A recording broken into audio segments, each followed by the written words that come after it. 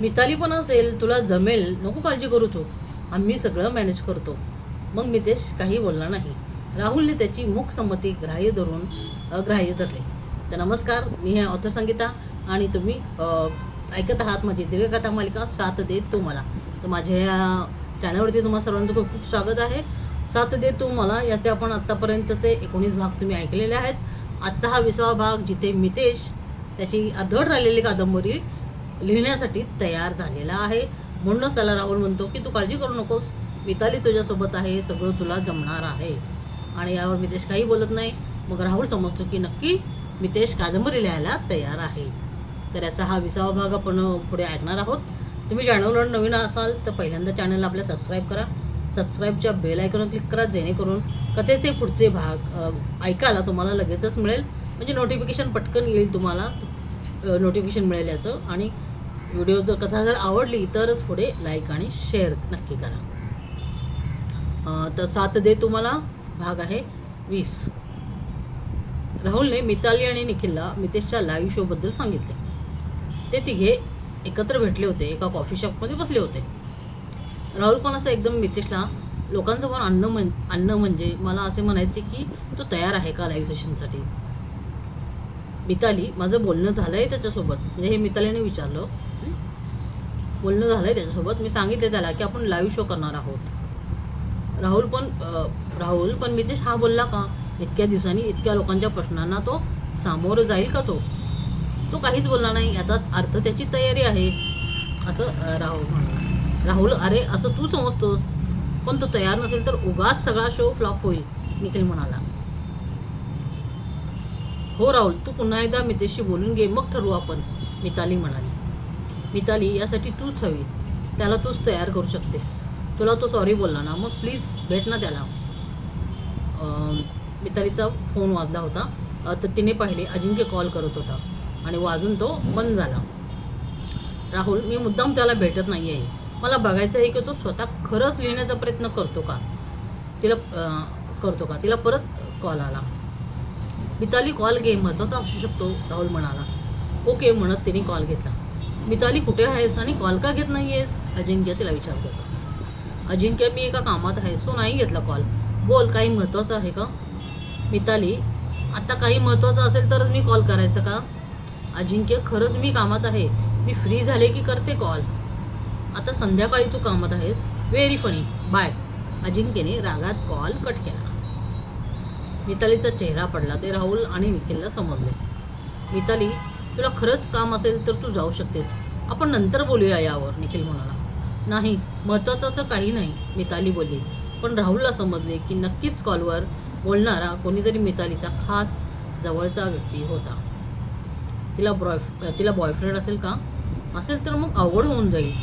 मितेशला मिताली आवडते, आता पुन्हा त्याच्या आयुष्यात तीच सेम घटना नको देवा, राहुल मनातच बोलून गेला. मिताली, तू मितेशकडे घे, तुला जेव्हा वेळ असेल तेव्हा, मग आपण त्याला एकत्रच सांगू लाईव्ह शोबद्दल, थोडी प्रॅक्टिस पण घेऊ त्याच्याकडून, निखिल म्हणाला.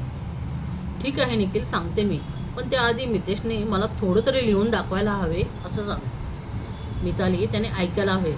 आमचं ऐकेल का तो? तू बोल ना. राहुल, मी ऑलरेडी याबद्दल सांगितलं आहे त्याला.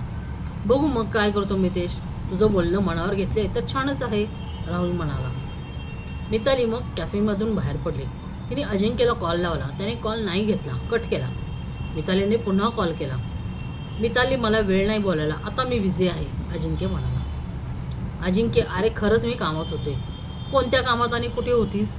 अजिंक्य खूप चिडला होता. ते मी राहुल आणि निखिल सोबत होते, मितेशबद्दल आम्ही चर्चा करत होतो. अच्छा, अजून तो मितेश आपल्या मध्येच आहे का मिताली? झालाय ना आता तो बरा मग? अजिंक्य, अजून पूर्ण बरा नाही झाला मितेश. ठीक आहे, त्याचा चॅप्टर एकदाच पूर्णपणे संपवून मग मला भेटायला ये, ओके, अजिंक्य म्हणाला. अजिंक्य, काय इतका चिडला आहेस? घरी काय झाले आहे का? मी कॉलवर नाही सांगू शकत, अजिंक्य म्हणाला. ठीक आहे, तू कुठे आहेस सांग, मी येते लगेच. तिला समजले होते की अजिंक्यचा मूड ठीक नाही. अजिंक्यने सांगितले तो एका हॉटेलमध्ये आहे ते. मिताली मग त्या हॉटेलमध्ये पोहोचले. अजिंक्य ड्रिंक करत बसला होता. अजू, हे काय, तू ड्रिंक करत बसला आहेस? काय झालं ते सांग. मिताली, बाबा म्हणाले की मी माझं लग्न फक्त आणि फक्त स्मितासोबत होईल. पण मी सांगितलं की काहीही झाले तरी मी मितालीला चीट करणार नाही. मिताली, अजू तू लगेच का बोललास आपल्याबद्दल घरी? असंही आपण थोडे दिवस थांबणार होतो ना. मिताली, तुला माहीत नाही बाबा कसे आहेत ते कधी काय प्लॅन करतील ते आपल्याला समजणार पण नाही. म्हणूनच तुला म्हणालो ना की मितेशला आउट ऑफ स्टेशन घेऊन जा म्हणूनच म्हणजे डॉक्टर कार्तिक तिला बोलले होते. यामागे काहीतरी त्यांचा गेम असेल. मी चांगले ओळखून आहे त्यांना, अजिंक्य म्हणाले. अजिंक्य, मी काही मितेशला कुठे बाहेर घेऊन जाणार नाही आहे, काळजी नको करू. आणि बाबांनी तुला फोर्सच केला तर काय करशील? मी सांगेन त्यांना आता तो बरा आहे, याची काही गरज नाही म्हणून. बघ तूच ठरव काय करणार ते. अजिंक्य, मला एक सांग, तू इतका माझ्या बाबतीत पॉझिटिव्ह होत चालला आहेस. तू का इतका अजिंक्य, मला एक सांग, तू का इतका माझ्या बाबतीत पॉझिटिव्ह होत चालला आहेस? छोट्या छोट्या गोष्टीवरून तू चिडत असतोस.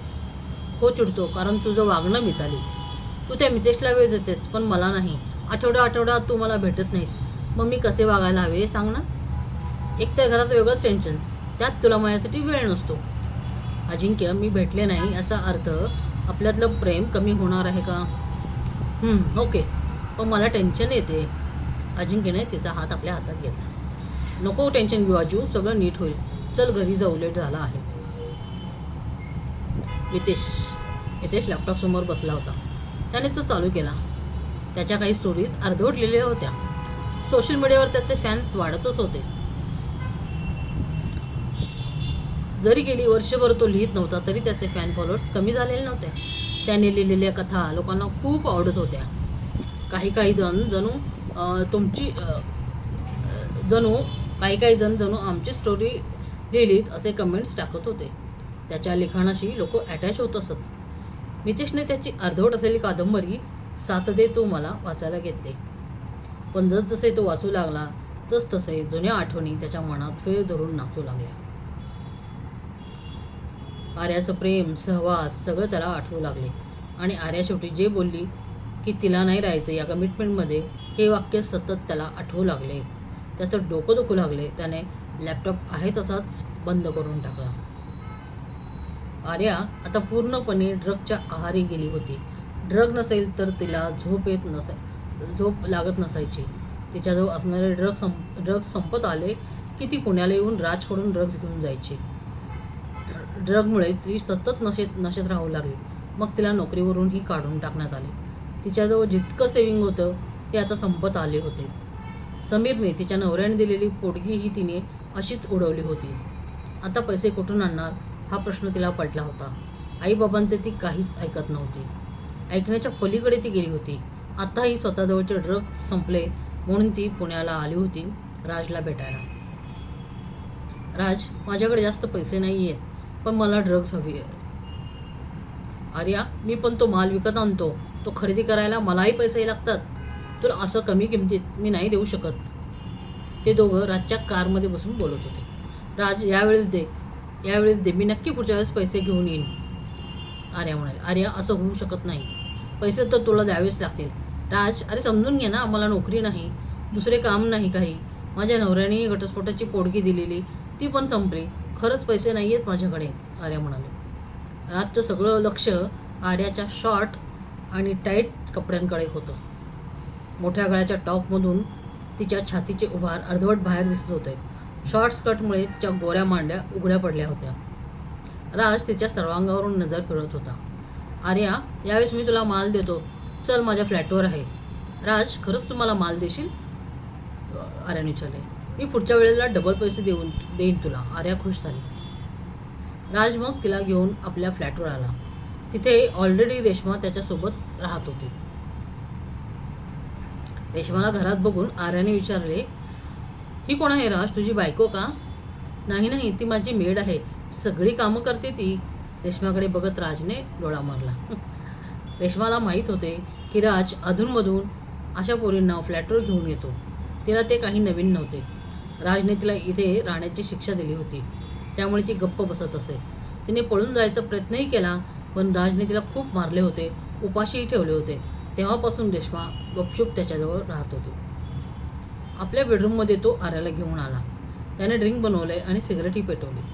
राज, मला दे ती सिगरेट आणि माल पण लवकर बाहेर काढ, मला आता त्याची गरज आहे, आर्या म्हणाले. राजने एका ड्रॉवरमधून एक पाकिट काढले. ते फोडून ती पांढरी पावडर टेबलवर टाकली. तसे आर्याने त्यात सिगरेट बुडवून एक जोरात कश ओढला. तिला एकदम आपण तरंगत असल्याचं फील झाले. असंच तिने 4-5 वेळा केले आणि सिगरेट संपवली. आता पूर्ण नशेत ती होती. तर आज आपण इथेच थांबतो आहोत. कथेचा हा भाग तुम्हाला कसा वाटला नक्की कमेंट करून सांगा. पुढे कथा खूप इंटरेस्टिंग होणार आहे. आर्या पुन्हा एकदा मितेशच्या आयुष्यात येते असा ट्विस्ट या कथेमध्ये येणार आहे. त्यामुळे नक्की ऐकत राहा. साथ दे तुम्हाला. धन्यवाद.